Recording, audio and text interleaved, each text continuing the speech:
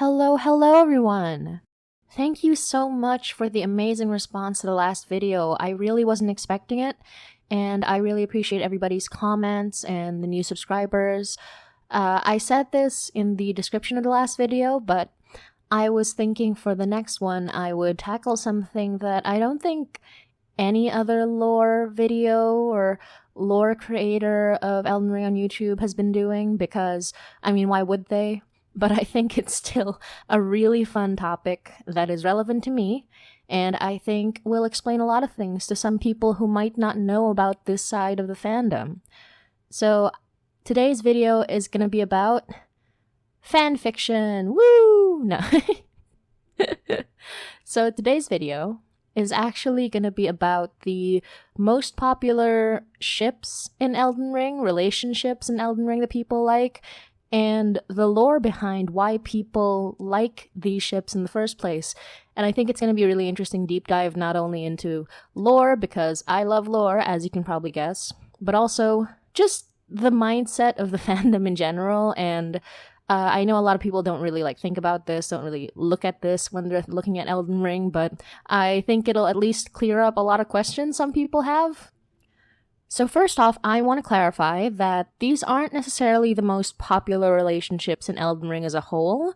However, it is based on the one website that is able to compile the proper information by the numbers, and that is AO3, or Archive of Our Own. And Archive of Our Own is a fanfiction website, although you can post other things there as well. It is meant to be an internet archive for creations around both fandom and original work. And Archive of Our Own does a great job documenting and cataloging information about certain fandoms by the numbers. You can get a lot of really good information from there. And it is the only reliable way we can see the kinds of things that people like about Elden Ring, because under the Elden Ring tag, they will list the number of fanfictions or works, they'll list the languages they're written in, they'll list the relationships that are present in those works and the topics they're in. And that's where I'll be pulling my information from today. So it might not reflect the overall fandom, like maybe, for example, Ranni and Tarnished is the most popular relationship because you can canonically marry Ranni, but that might not be as reflected because you already get it in the game. So it's not necessarily the most popular as a whole, but it is the most popular for people to be writing about it. It'll show you the most popular relationships for Elden Ring that people like to write about, and I will take some time to explain each one. Not too many. I'm not going to go through every single relationship because that is a feat, but I might do it in another video. Who knows? I might start ranking some relationships and see what happens. But in the meantime, let's get into it. Let's find out what people like to ship the most in Elden Ring and why people like to ship them. Number 10 actually changed in the last couple of days since I checked this and had the idea to make this video. But number 10 is Radagon of the Golden Order / Rennala, Queen of the Full Moon. Now that makes perfect sense, obviously. It's the divorce ship. It's everyone's favorite divorce. But we do know they do have a romantic beginning, even if the ending was a lot more tragic. For those who don't know, and why are you watching this if you don't know, but you know what?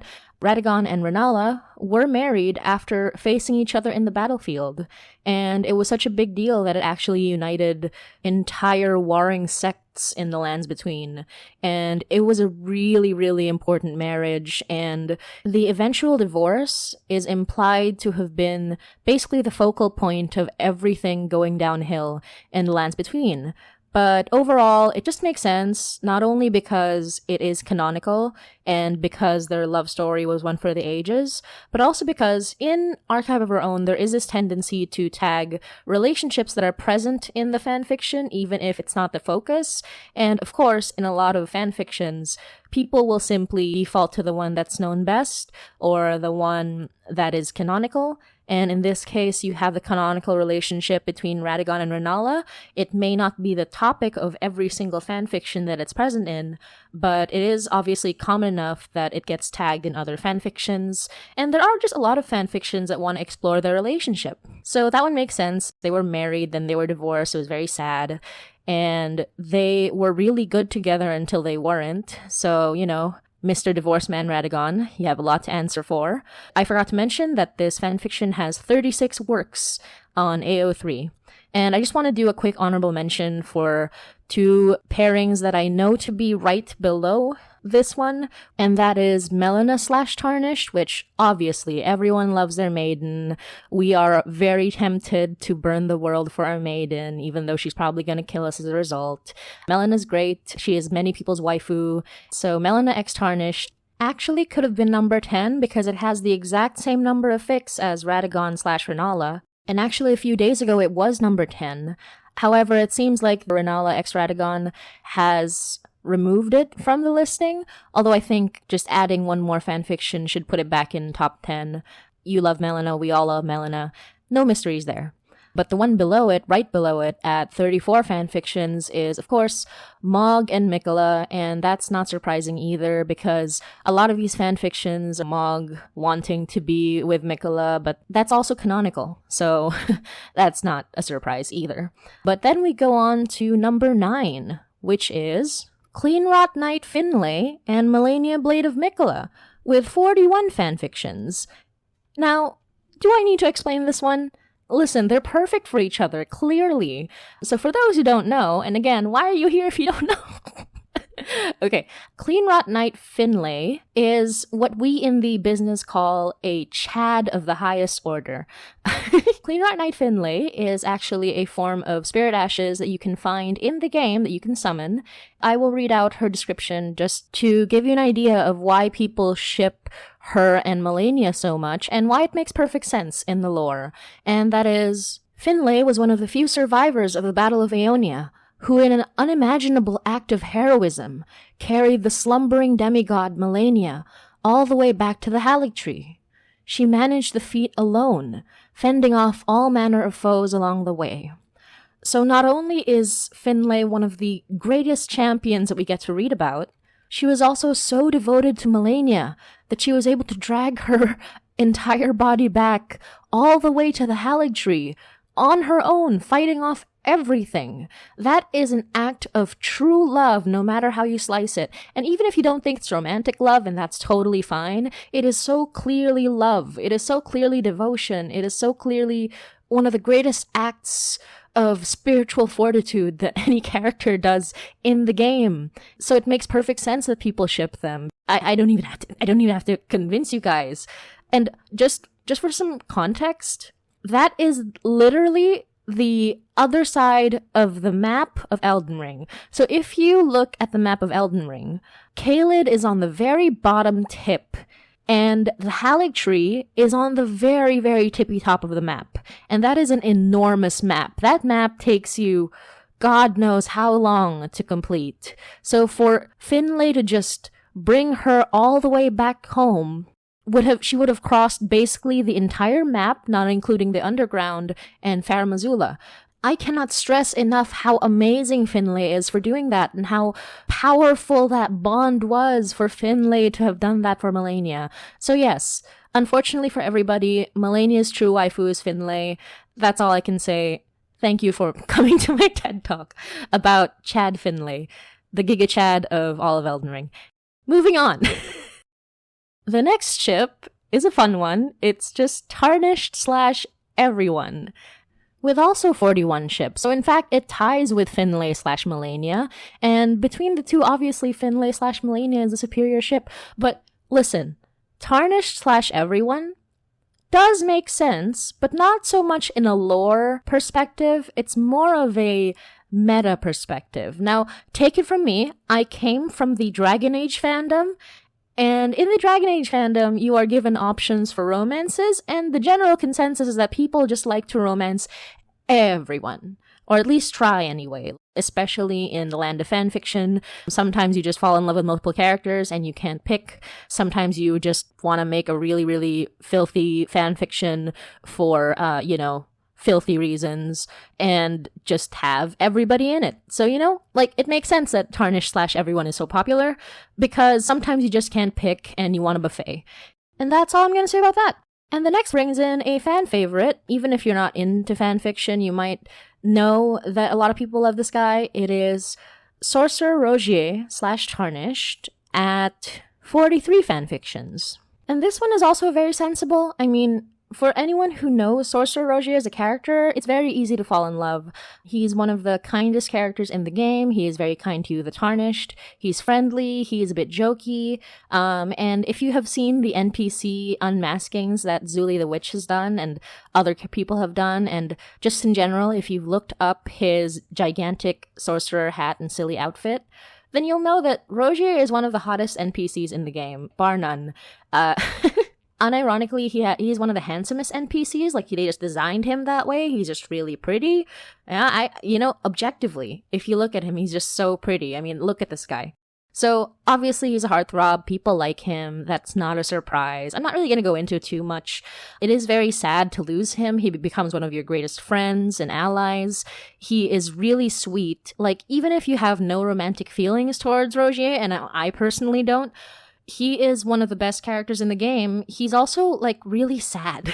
Like, he is a sad, sad character.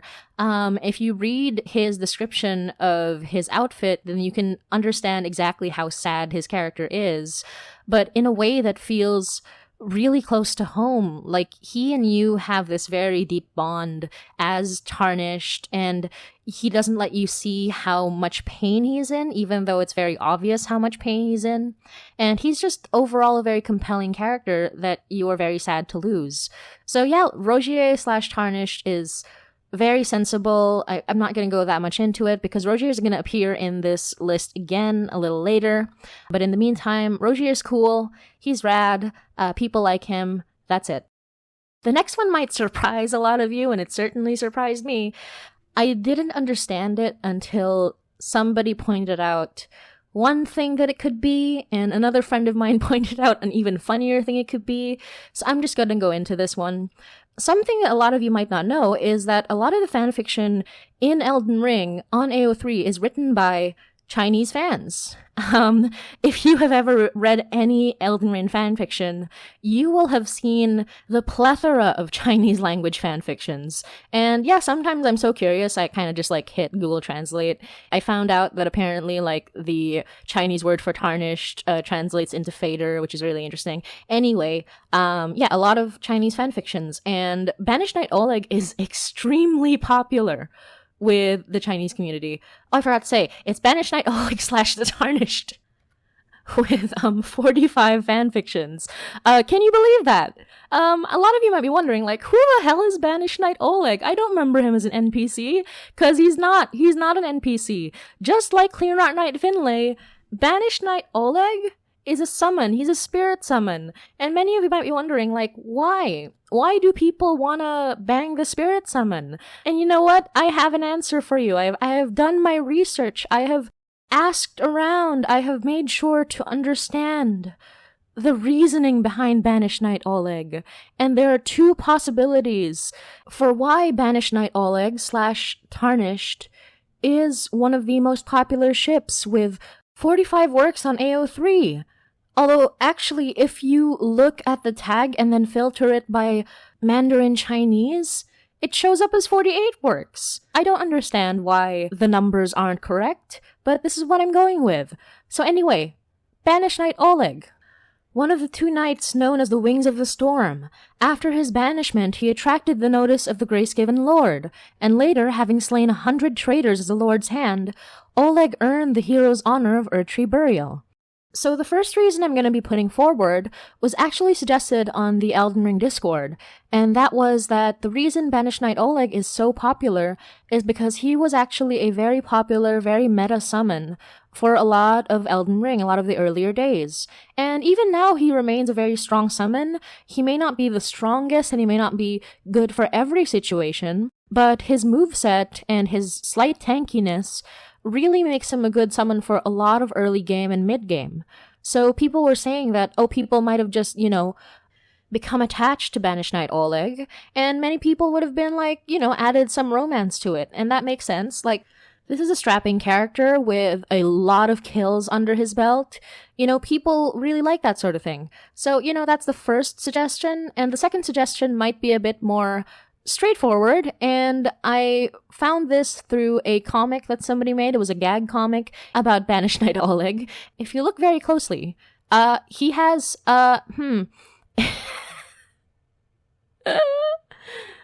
You know what? I'm not sure why people write fan fictions about Banished Knight Oleg. I really don't know. I can't put my finger on it. I really... It's hard to see. I mean, you know what? Maybe it'll remain a mystery to all of us. Forever. Moving on.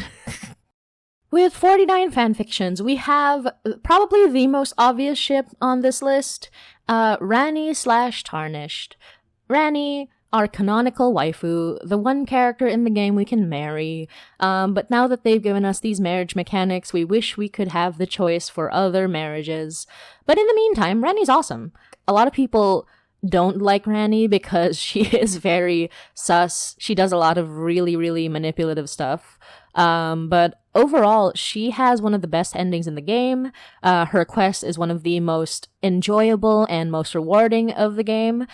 She even gives you the iconic Moonlight Greatsword, or this one, the Dark Moon Greatsword. So she remains, as ever, waifu of the year. And she's also the most iconic character in the game, I guess barring just Malenia. When you just see her, you know it's Elden Ring. So yeah, like, it's a gimme. I don't have to explain this one. It's Ranni. Moving on. Okay, just kidding. I will say one thing, and it's that a lot of people seem to think she is way more manipulative than she actually is, because a lot of people think that she was the one who gave the order to kill Radahn, and that's not the case at all. If you look at her dialogue, if you look at her mission, it is in fact Iji, with the information given to you by Selen, who suggests that you kill Radahn. And Ranni didn't tell you that at all. Like, Ranni's just sleeping. She's just trying to do her thing. So even though she is manipulative, like she did do Black Knives, and she is guilty of a lot, in the end, Ranni isn't quite as evil as people make her out to be. And also, she is actually secretly very sweet, and you find that out when she tells you, like, please tell Blythe and Iji that I love them. She loves deeply, and you get to know that when you get to know her and become her consort. So yes, Ranni's a great waifu. Like, she has the flaws of pretty much all demigods, and I don't think any of them are particularly, like, perfect or good. But yeah, Ranni's great. Anyway, actually moving on this time. With a jump from 49 to 61, we have Blythe/Tarnished, and this should surprise nobody because Blythe is the most beloved BFF/husband of many a Tarnished, whose loss is probably one of the most hard-hitting in the entire game. Blythe is your friend, he fights with you, he's just really friendly with you, he relies on you, and he is huge. And also, a lot of people are furries, or a lot of people became furries because of Blythe, so let's not pretend that we are not aware of how much people love Blythe. And also, he has a great voice, like one of the best voices in the game, at least in terms of heartthrob status, so are we surprised? We're not. It's Blythe. We love Blythe. I know that he's caused quite a stir in the furry world, which I didn't know anything about until I looked on the internet. Let's read your tweets. Elden Ring is actually a 0 out of 10 because you can't Blythe. What would it be out of 10 if you could Blythe? No, no way, absolutely not. I'm not reading that. Elden Ring makes me feel normal. I want to kiss Blythe, the half-wolf, under the full moon. Normal feelings. And I think what puts him above Ranni in a lot of ways is that, apart from being canonically like your BFF, if you work with him, he also has like a tragic ending. And something a lot of people don't understand about fanfiction is that part of it is the wish fulfillment. Even if a relationship is canon and also like really popular, a lot of the time, fanfictions are written as kind of a way to fix things or like tragedies that happen in canon. And in this case, the tragedy to fix is Blythe dying and not having a happy ending, even though he, you know, did have a sort of cathartic ending in that he was still able to control himself and not kill Ranni, who he loved as his sister. And that's really meaningful. And a lot of people just, you know, I guess miss Blythe, especially after his death. So writing a lot of fanfiction about him makes perfect sense. Writing happy endings for Blythe makes perfect sense. And maybe just writing a lot of filthy stuff about Blythe makes perfect sense. Because every time you search Blythe art, you will inevitably find all the furries. So, yeah. Blythe is great. We love him. He's a good egg, as mentioned by Kale. And his ranking as the 4th most popular relationship on AO3 is a surprise to nobody.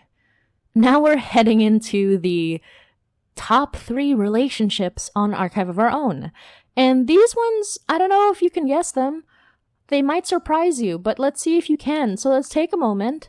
Drop your guesses down below as to who is in the top 3. Put your top 3 down there and see how right you are, because I don't think you will guess it.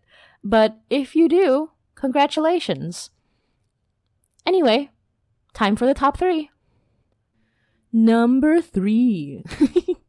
With 108 fanfictions, it's tarnished / white-faced Vare. And this shouldn't be too much of a surprise. For one thing, Vare is kind of the first sort of friendly face you meet. Like, you do get a sense that he's a little bit off, but he does teach you a lot of the things you need to know as soon as you enter the Lands Between. He doesn't attack you, even though everything's hostile towards you. So going back to him is kind of like going back home a little bit, especially when you're still in Limgrave. Vare is generally pretty nice to you, and he calls you his lambkin. I mean, who doesn't love that? I'm just kidding. But I do think that part of the reason he's so popular can actually be found in the original Japanese. So, in this amazing Reddit post by litbrit94, Japanese Vare is your Lands Between wife, in which they explain that Vare in the Japanese language of Elden Ring uses a very specific type of wording and endearment that basically marks him as kind of actually your wife. And the post explains it way better, but basically he calls you watashi no anata, and it's very possessive. He's not just calling you dear, he's calling you my dear, with emphasis on the my, and anata is often used by a wife to refer to a husband. And not only that, we also get a lot of bridal imagery with Vare, even if you don't really get it when you are speaking to him in English. For one thing, he is dressed all in white. Obviously, he is a field surgeon, so that makes sense. We also find out that his primary weapon is called Vare's Bouquet, which is a hammer that is shaped pretty much like a bouquet of roses, as though a bride holding a bouquet on her wedding day. So a lot of Japanese fans have in fact referred to Vare as their wife and lamented the lack of a Vare romance given his introduction. So that is very funny and a lot of nuance that we don't get in English. A lot of the Japanese fandom love him especially. If you haven't read the official Elden Ring manga, you see Vare as a very adorable farmer. He's great. Vare's great. He's fun. He's creepy, but in a really fun way, and to a lot of Japanese fans, he is their wife. So yeah, Vare being one of the most popular ships on AO3, a lot of precedent for that, especially in the Japanese fandom. Now, as we go into number 2, you will notice that a lot of these ships are with the Tarnished. A lot of these ships are basically a certain character shipped with your Tarnished, and that makes a lot of sense because in a lot of cases, people enjoy pairing themselves up with certain characters, especially with Elden Ring, where you kind of only get one choice in terms of romance. So a lot of people tend to wish for more. And it also makes sense because in this game, you get to design your own character. So a lot of character shipping with your original Tarnished makes sense as well. However, number 2 is unique because it is one of these ships that does not involve the Tarnished character, and it is in fact one of the ships that involves Rogier once again. And so, if we look at number 2 with 112 fanfictions as a recording, we have Sorcerer Rogier / D Hunter of the Dead, aka the other divorced couple. So a lot of jokes that surround them is that they're exes. It's not that surprising when you hear their dialogue about each other. So basically, canonically, Dee and Rogier actually used to travel together. They used to be very good friends, and you hear a lot of contrast between how Dee sees Rogier now and how he used to see him. Because in the past, Dee used to see Rogier as this amazing spellblade, wise beyond his years. He just showered compliments on the man Rogier used to be. and then goes on to express his disappointment and his disgust and fear of the man Rogier is now. And that adds a lot of dynamic to the two. It adds a lot of drama. The interpersonal relationship between these two is actually fairly rare for the NPCs we have in the game. We do have some NPCs interacting with each other, and some NPCs who talk about each other. And we do have certain really touching relationships, like the father and daughter relationship between Master Hugh and Roderica, or the not-so-touching father and daughter relationship between Gideon and Nepheli. But with Dee and Rogier, it's a very unique friendship that seems to have lasted for a long time and affected them both very deeply, until their beliefs clashed and they no longer travel together. And eventually we find them both in the Round Table Hold, with Dee avoiding Rogier because he can't stand to see the man fade away. So the "they were exes" joke does a lot of heavy lifting here, and they really are actually canonically exes, but it's ex-friends rather than ex-partners in a romantic sense. That we know of. Like, they don't talk about it, but maybe they were together. Who knows? I don't. But okay, in all seriousness, they had a close relationship, and then they didn't. And that's a lot of drama, a lot of really interesting story points. A lot of people will love to write about them, love to write about what their relationship was before and what it is now. There's a lot of tragedy, there's a lot of romance, there's a lot of drama. That's just a lot of fodder for people to write about. And as with many fanfictions, the relationship between two characters that don't include your original character is often more popular than relationships between your character and an existing NPC. And one more thing to add is that we actually get evidence that even though Dee was avoiding Rogier, they still talked because somehow Rogier got information from Dee. They mentioned that they had actually talked to each other about certain things, even in the Round Table Hold. So it's interesting to see that even though Dee was very openly dismissive and derisive of the current state of Rogier, they still talk to each other anyway. And that's really interesting. Like, they still have that friendship, and they still actually communicate, even all the way up to their terrible deaths. So yeah, like, Dee and Rogier being together is just, another step above them being friends. Another step above them being ex-friends is just them being exes. And a lot of people like to speculate on that sort of thing. And also, I reiterate, Rogier is hot. And so is Dee in a lot of ways. Like, if you look at the NPC unmaskings, a lot of people have drawn them together, and they have really interesting designs. They have very different personalities, but they still got along very well. So the Dee/Rogier ship can get a lot of mileage, working with characters who are not only interestingly designed, but also well-loved, and have a fraught relationship in canon. So they being number 2 is not that shocking. They are a popular dynamic, and there's a lot of really cool lore and a lot of really cool analyses that can come out of their relationship alone. And so we come to the grand finale, the number 1 ship on AO3, the most popular relationship in Elden Ring fandom, at least in terms of fanfiction, on AO3, with a whopping 138 fanfictions, which is 26 more than number 2 at 112. And that ship... Foul tarnished. In search of the Elden Ring. Emboldened by the flame of ambition.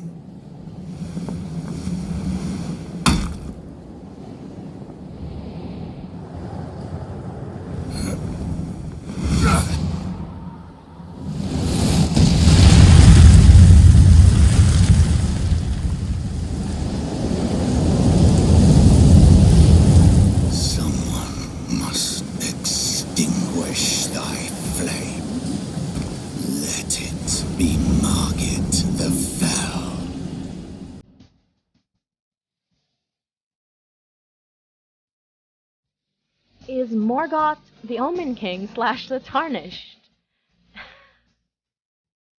Yeah, this is the biggest heartthrob of all of Elden Ring, apparently. Everyone loves him. He's the king of romance. He's everyone's favorite husband, though. Yeah. Okay, in all seriousness, I will explain why Morgott is actually the most popular character for romance in fanfiction of Elden Ring. And there are a few reasons for it, and one of the reasons is the same reason that Banished Knight Oleg has so much love. Chinese fandom! People love Morgott in the Chinese fandom, and I haven't necessarily figured out exactly why, but I will explain why he's loved in general. Although if you are a Chinese Elden Ring fan, can you please let me know why? Because when you look at the actual numbers, out of all 138 fanfictions, 93 are from Chinese fandom. That's a big number. That is a big percentage. And yeah, a lot of people just really love Morgott, but I will explain why I think that people love Morgott, and if there is a translation that makes him more romanceable in Chinese, similar to how Vare is your wife in Japanese, please do let me know. But in the meantime, I will explain that Morgott has a lot of really interesting facets that make him very appealing to a lot of fans in-game. So first off, let's start with the fact that Morgott is actually the character that you fight the most that also has a very deep backstory in the lore. Because, I mean, clearly he's not the boss you fight the most. That probably goes to, like, the ulcerated tree spirit or something, and everyone hates those. But in terms of characters who are remembrance holders, who have a lot of backstory to them, who have dialogue, who have, like, a big presence character-wise in the game, you actually fight Morgott 3 times. First as Margit the Fell, second as Margit outside of the capital in a field boss setting, and the third as Morgott the Omen King, the Grace Given, in the capital itself. And in that way, you kind of get to know him the best out of all the shard bearers. You actually get to interact with him way more than any boss demigod in the game. Not only that, in a game where the main attraction is combat and the difficulty, but also the satisfaction of combat, Margit/Morgott has one of the most satisfying movesets in the game, where learning it feels like a real achievement. And it's difficult without feeling like complete and utter BS, like, say, Melania's fight.